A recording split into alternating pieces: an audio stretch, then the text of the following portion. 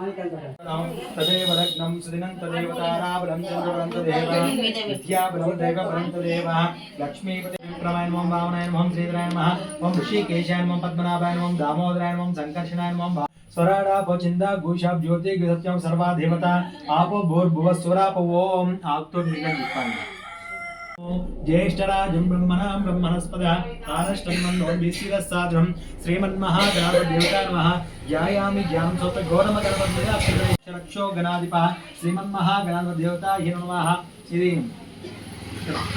प्रोक्ष्यामि मनः पीडोपशान्ति आप्याय समेते विश्वत्तस्वमृष्ण्यं भवाभाज्यस्य संगदे यजमानस्याद्योता प्रत्यद्योतास्यां प्रोक्ष्यामि बुद्धिपीडोपशान्ति यजमानस्याद्योता प्रत्यद्योता सहित बुधग्रहदेवतां प्रसाद सिद्धिरस्तु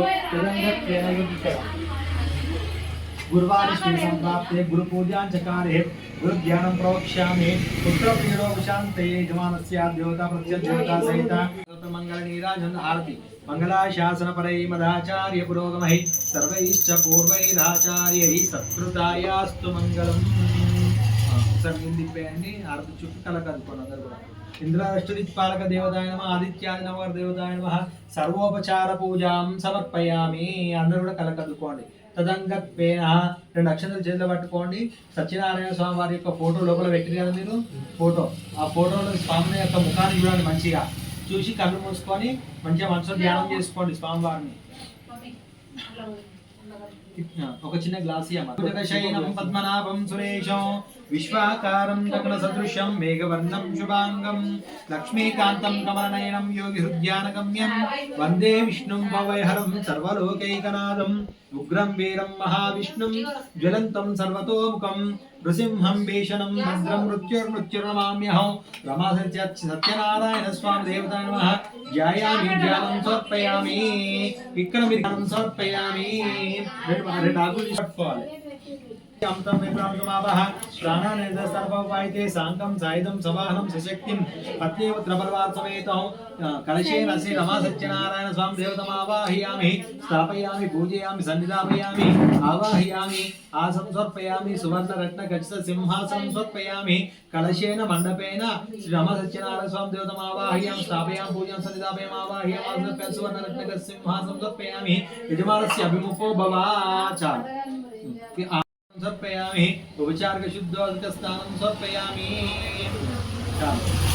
सहस्रशीर्षा पुरुषः सहस्राक्षः सहस्रपादः स भूमिं विश्वतो वृत्वा अत्यतिष्ठद्दशाङ्गुलं पुरुष एवेदकं सर्वं यद्भूतं यच्च भव्यम् उतामृतत्वस्येषानः यदण्डेनातिरोहते एतावानस्य महिमा अतो यायागुश्च पूरुषः पादोऽस्य विश्वाभूतानि त्रिपादस्यामृतं दिविः त्रिपादोद्वा हृदय पुरुषः पादोऽस्येह भवात्मनः కొంచెం రంగని కిందికి చెక్కరు ఇచ్చే అభిషేకం మొత్తం చేసేది మొత్తం వస్త్రయుగ్మాంతిగ్నోపవీతాది అక్షతాం సమర్పయామి కలశం మీద కుంకుమ పసుపు గంధం అక్షంతలు ఒక పువ్వు ईश्वरिकं सर्वभूतानां तामिहोपयेष्यो अहिरव भोगे परिधि बाहुं जाय हेतुं परिपादमानः अष्टग्नोषवैनान् विद्वान् पुमान्माहुं सम्पर्पात् विश्वतः यागुं गुर्यासने भागी यारक्ताय सरस्वती विद्वान्मुखोदे वर्णानि स्वस्ते कुसुमादिगिरेवं समर्पयामि पुष्पैश्च पूजयामि पूवेट्टिदा ఒకటి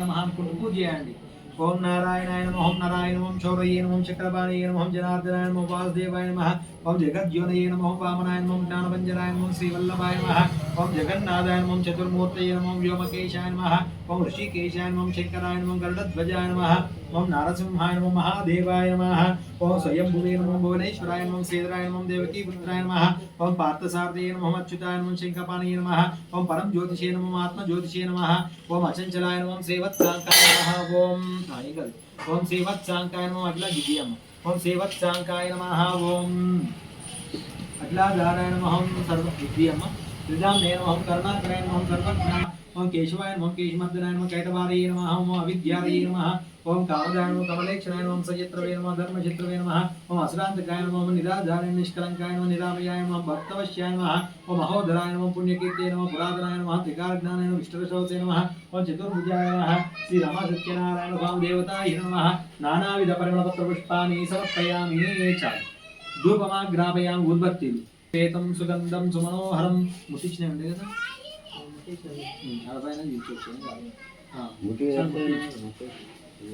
वनस्पत्युर्भवे दिव्यैः नानागन्धैः स्वन्तमाग्रे सर्वदेवानां धूपोऽयं प्रतिगृह्यताम्।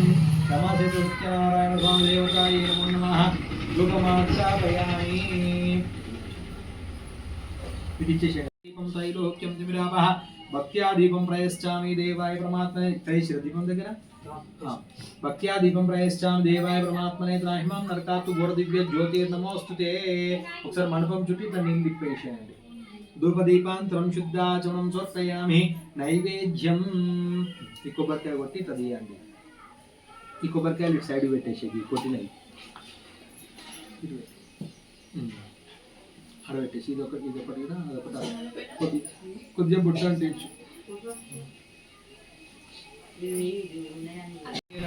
కాశ్మీర ఫల మహానైవేద్యం నివేదయామి। ప్రాణాయ స్వాహ అపానాయ స్వాహ వ్యానాయ స్వాహ ఉదానాయ స్వాహ సమానాయ స్వ బ్రహ్మణే స్వాహ। నైవేద్యం నివేదయ మధ్య మధ్య ఏకపానీయం సమర్పయామి। అమృతాభిధానం సుత్రాపోదమస్తో ప్రక్షాళయామి పాదో ప్రక్షాళయామి। ముఖే శుద్ధాచమనం సమర్పయామి। నైవేద్యం నివేదయామి। రెండు అక్షంతల నమస్కారం చేసుకోండి। భోగి ప్రవేశ కర్పూరే నాగవల్లీదలేర్తాం ముక్తాచూర సంయుక్తం తాంబూలం ప్రతిగృహ్యతాం। దక్షిణతాంబూలాం సమర్పయామి। మంగళ నీరాజనం దర్శయామి। హారతియండి ఒకటి అవి సత్కృతాయ అస్తు మంగళం। ఒకసారి నీళ్ళు తిప్పేయండి। సత్యనారాయణ స్వామికి జై। సత్యనారాయణ స్వామికి జై। సత్యనారాయణ స్వామికి జై। Okay very good. వాడు శంఖము చక్రము గద పద్మము మొదలగు అలంకరణలు శ్రీహరిని విజయంగా ఈ విధంగా ప్రార్థించాడట। మనస్సుతో ఊహించటం గాని వాక్కుతో వివరించడం గాని శక్యం గాని అతీతమైనటువంటి రూపం గలవాడా ఆది మధ్యాంతరహిత నిర్గుణమైనటువంటి సుగుణాత్మడమైనటువంటి ఆది పురుషుడమైనటువంటి భక్తుల బాధలు తొలగించినటువంటి శ్రీమన్నారాయణ నీకు భక్తితో నమస్కరిస్తున్నాను అని విధంగా స్తోత్రం చేశాడట। అది విని ఓ నారద మహాముని నువ్వు వచ్చినటువంటి కారణం ఏమిటి నీ కోరిక తీర్థం చెప్పు అని చెప్పి అడిగాడట శ్రీ మహావిష్ణువు। నారదుడు శ్రీ మహావిష్ణువుని చూచి జగద్రక్షక భూలోకంలో మానవులు నానా ఎండ్ల వచ్చి నానా కష్టాలు అనుభవించున్నారే వారికి కష్టాలు ఎలా దొరుకునయ్యా ఎందుకని ఉపాయం చెప్పాను అని చెప్పి ప్రార్థించాడట। అందులో శ్రీహరి విధంగా చెప్పాడు నారద మహాముని నువ్వు లోకహితార్థమై చాలా చక్కని విషయం అడిగావు। అందులో ఒకటే ఒక వ్రతము గలదు అది ఏ శ్రీ సత్యనారాయణ స్వామి వ్రతము।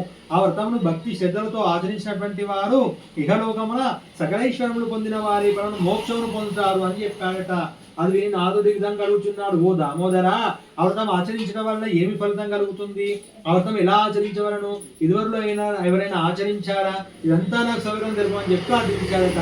అందుకు శ్రీహరి విధంగా చెప్పాడు సత్యనారాయణ వ్రతము సకల దుఃఖం నివారణ చేస్తుంది సకల ఐశ్వర్యాలు కలుగుతాయి సంతానం కలుగుతుంది సర్వత్రా జయప్రదంగా ఉంటుంది। ఈ వ్రతం వైశాఖ మాసమందు గాని మాఘమాసమందు గాని కార్తీక మాసమందు గాని ఒక శుభదినమున ఆచరించవచ్చును।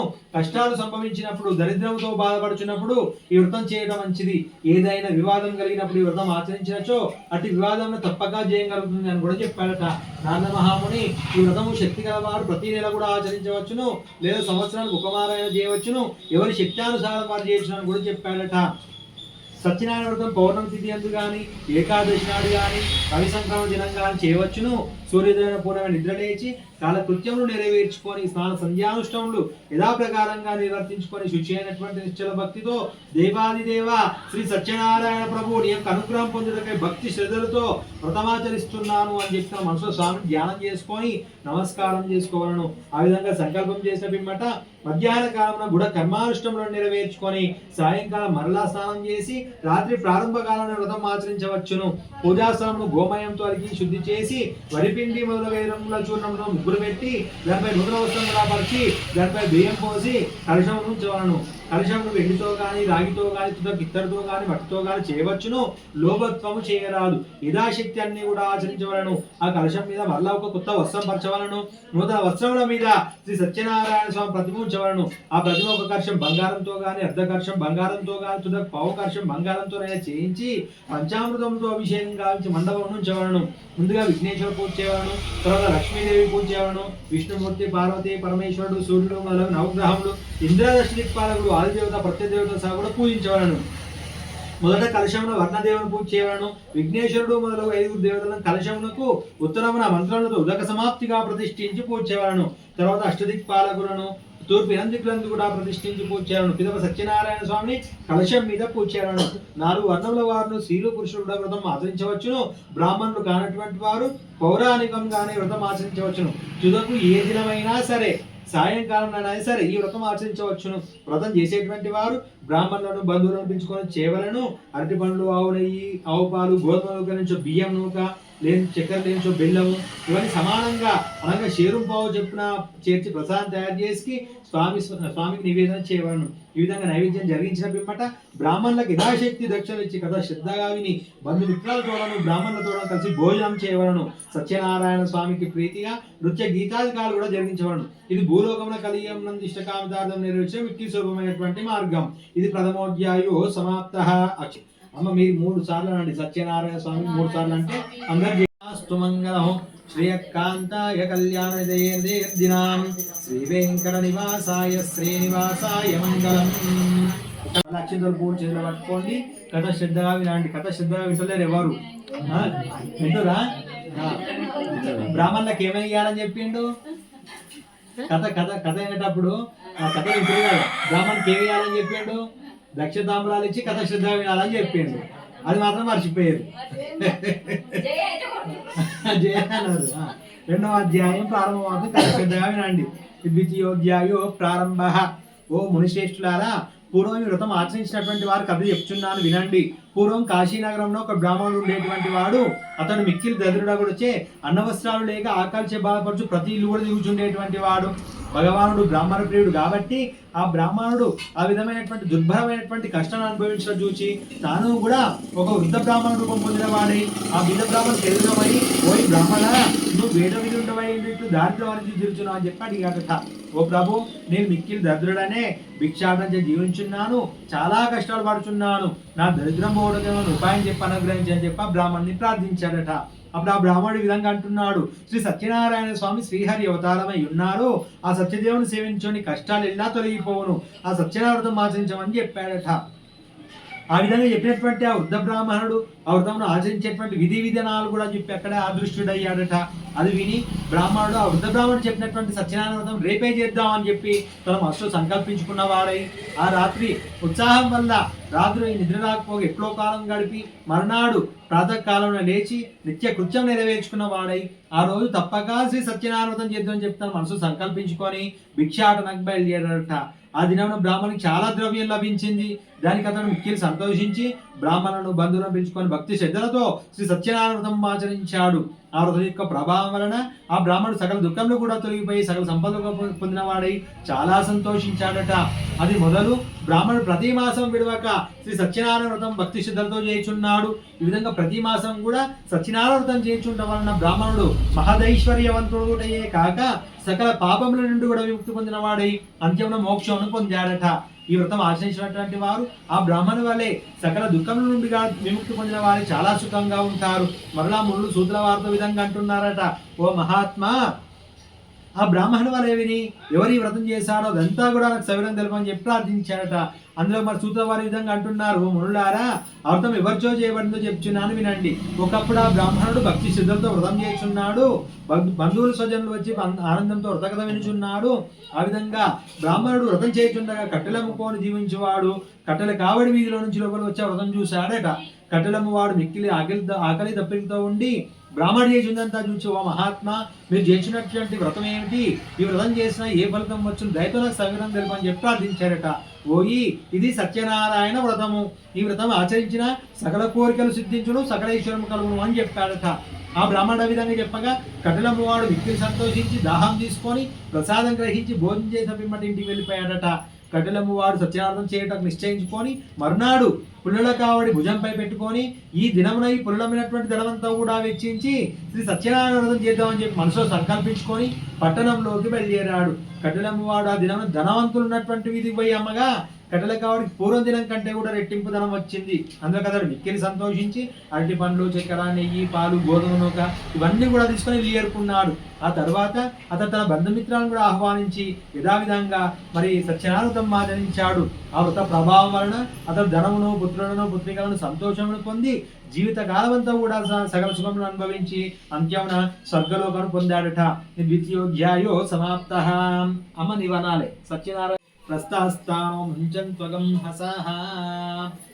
ఆరతి బండమ్మ ఒకరు పయామి నమస్కరోమి. ఎందుకు ఉండదు అమ్మ గంట ఇంట్లో గంటేష్ఠులారా. ఇంకో చెప్తున్నాను, అక్షంతలు ఇట్లా చేత పట్టుకోండి, పూలు కానీ అక్షంతలు కానీ చేత పట్టుకోండి. ఓ ముని శ్రేష్ఠులారా, ఇంకొకరు చెప్తున్నాను వినండి. పూర్వం ఉల్కాముకుడు అనేటువంటి ఒక రాజు గలవాడు.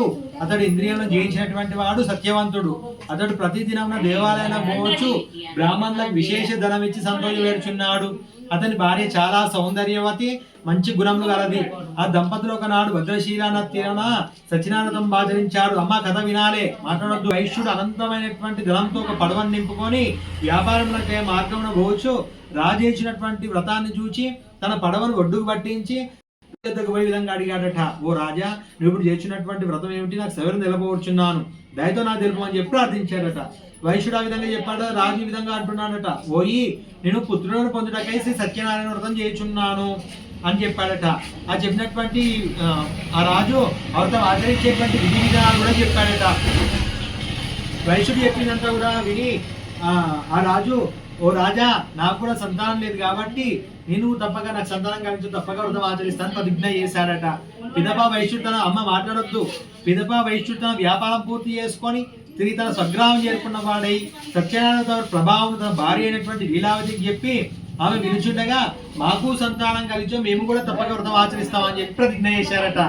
ఒక దినంలో లీలావతి ధర్మపరాయణై భర్తతో శుభించి గర్భవతి 10వ మాసం కుమార్తెను కన్నారట. ఆ వైశ్య దంపతులు తమ కుమార్తె కళావతి అని కూడా పేరు పెట్టారట. అల్లారు ముద్దుగా పెంచున్నారు. ఆ కళావతి శుక్లపక్ష చంద్రుని వల్ల దినదిన ప్రవర్తం అవుతుంది. అమ్మ, ఆ వైశ్య దంపతుల కుమార్తె పుట్టిరు. ఆ కుమార్తెకి ఏం పేరు పెట్టిర్రు? కళావతి. అది వింటున్నా వింటలేరా మధ్యలో?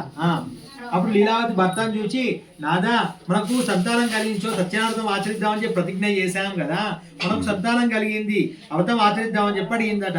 అందులో కదా అమ్మాయి వివాహ కాలంలో వ్రతం చేద్దామని చెప్పి సమాధానం చెప్పి వ్యాపారంలో పట్టణంలోకి బయలుదేరాడట. ఆ తర్వాత కొంతకాలంలో కళావతికి యుక్త వయసు వచ్చినా చూచి ఒక దూతను పిలిచి నువ్వు పోయి అమ్మాయి తగిన వరుణ్ణి వెలికి తీసుకున్నావు చెప్పి పంపించారట. సాధువైన వైశ్యుడు అట్లా పంపించగా ఆ దూత వెంటనే కాంచన్నవరణకు పోయి యోగ్యుడైనటువంటి ఒక వైశ్య కుమారుని చూసి తీసుకొని వచ్చాడు. అతడు అన్ని విధాలు తన కుమార్తెకు తగిన వాటా కూడా చూసి సాధువు వైశ్య కుమారుడు అయినటువంటి తన కుమార్తె అయినటువంటి కళావతినిచ్చి మహావైభవంగా వివాహం కూడా చేశాడట. ఆ ఆనందంలో ఉండి వైశ్యుడు సత్యనారాయణ విషయమే మర్చిపోయాడట. అమ్మ మాట్లాడద్దు. అందులో శ్రీ సత్యనారాయణ స్వామికి ఆ వైశ్యుడిపై కోపం వచ్చింది. అప్పుడు వ్యాపారంన బహునిపుడు అయినటువంటి ఆ వైశ్యుడు అల్లుడితో కూడా వ్యాపార నిమిత్తం బయలుదేరి సముద్ర తీరంగా రత్నసారపురం పోయారట. ఆ రత్నసారపురంను చంద్రకేతు మహారాజు పరిపాలించున్నాడు. సాధు తన వ్రతం చేయకుండా చూచి శ్రీ సత్యనారాయణ స్వామి కోపించిన వాడైతే శపించాడట.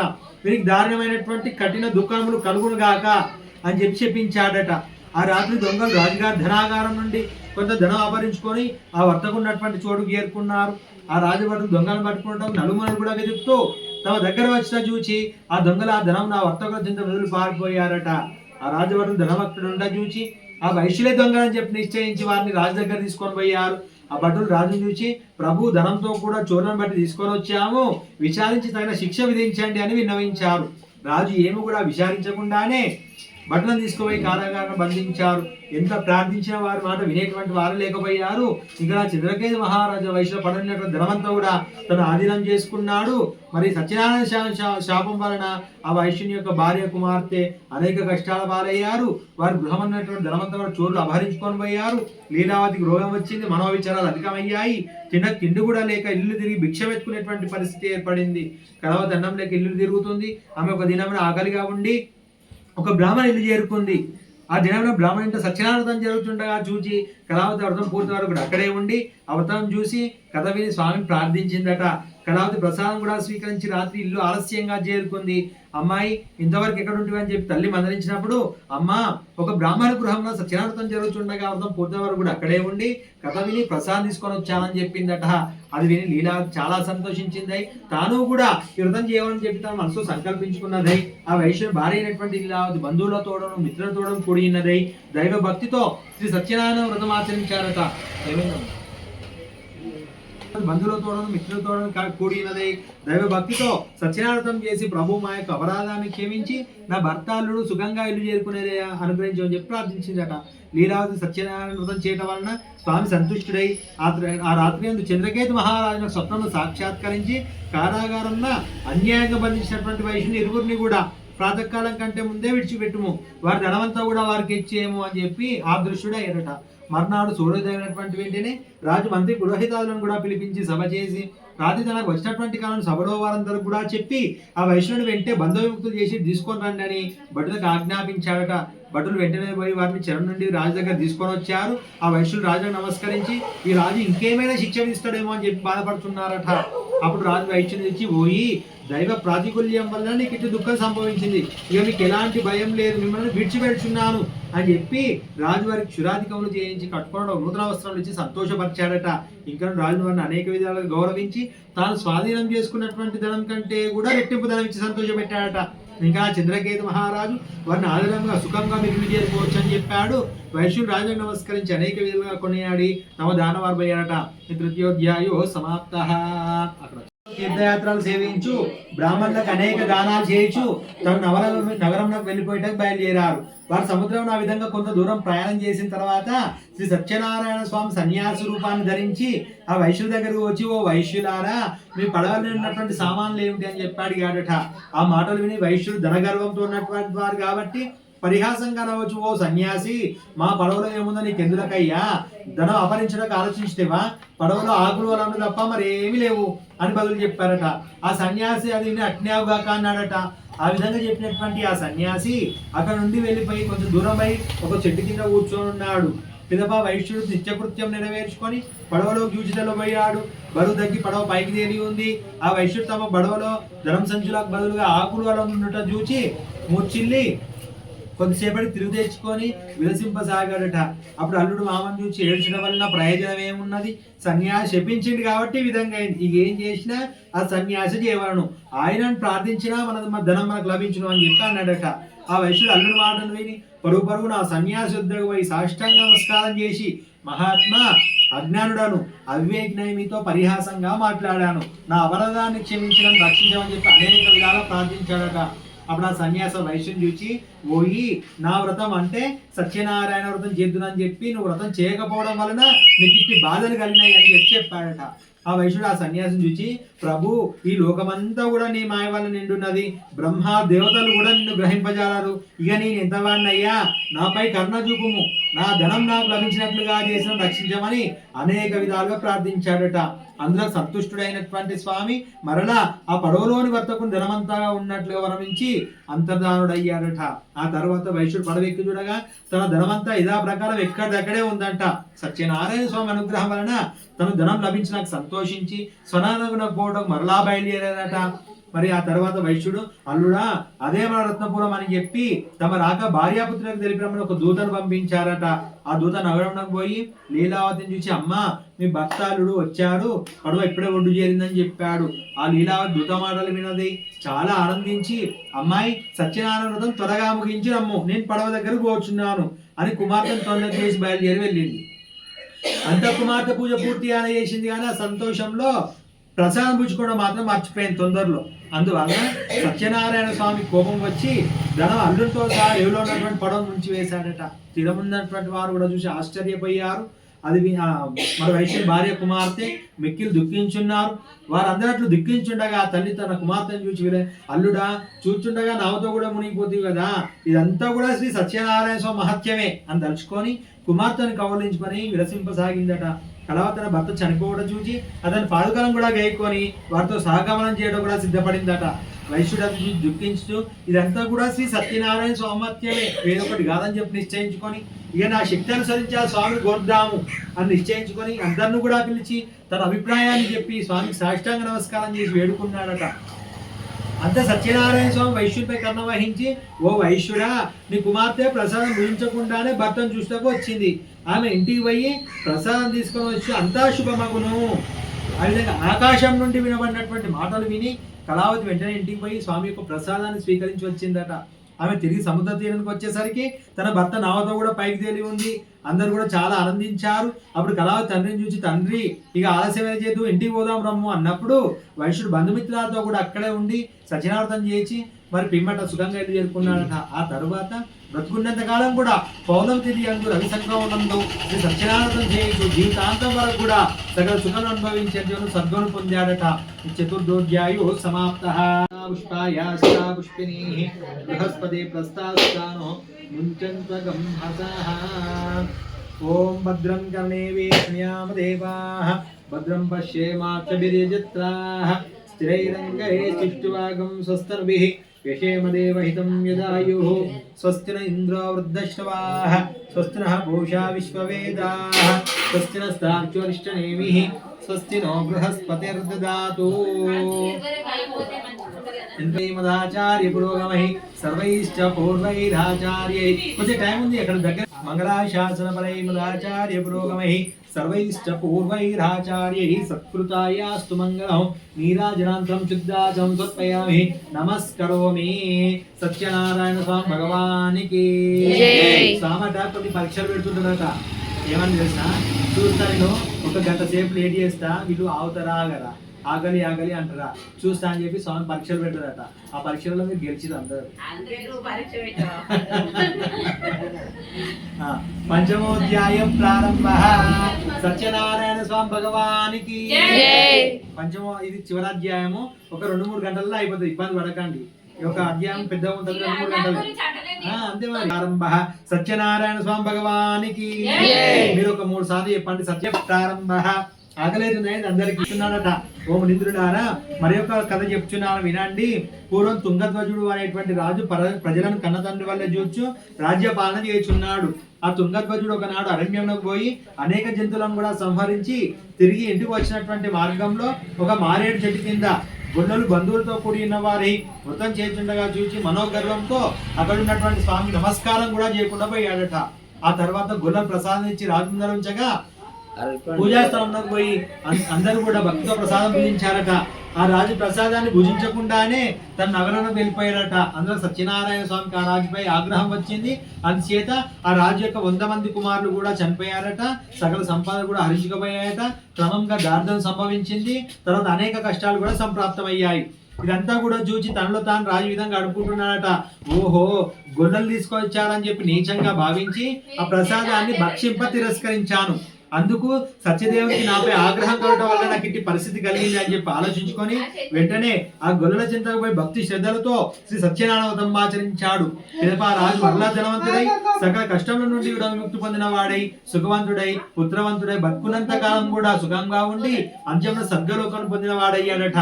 మహాప్రభావమైనటువంటి వ్రతమును భక్తి శ్రద్ధలతో ఎవరైతే ఆచరిస్తారో, ఈ కథ ఎవరైతే భక్తితో వింటారో వారు ధనవంతులు అవుతారు. బంధనం పొందినటువంటి వారు విముక్తి పొందుతారు. భయగ్రస్తునికి భయం కలుగుతుంది. సకలావిష్టాలు పొందిన వారి అంత్యంలో స్వర్గలోక ప్రాప్తి కూడా పొందుతారు. కాబట్టి సత్యనారాయణ వ్రతం ఆచరించినటువంటి మానవుడు సర్వ విధముల దుఃఖముల నుండి కూడా విడవబడతాడు. సత్యనారాయణ వ్రతం చేయవలసినటువంటి ఆవశ్యకతను, వ్రత విధానమును, వ్రత యొక్క మహత్యమును, అందువల్ల లభించు ఫలితం కూడా వివరించాను. కలియుగంలో సత్యనారాయణ వ్రతం ప్రత్యక్ష ఫలప్రదమైనది. కలియుగంలో సత్యనారాయణ స్వామిని కొందరు సత్యేశ్వరుడు అని, కొందరు సత్యనారాయణుడు అని, కొందరు సత్యదేవుడు అని కూడా పిలుచుకుంటారు. సనాతనుడైనటువంటి శ్రీహరి కలియుగంలో అనేక అవతారములు రూపములు పొంది భక్తులను కాపాడు వారు కోరికలు తీర్చున్నాడు.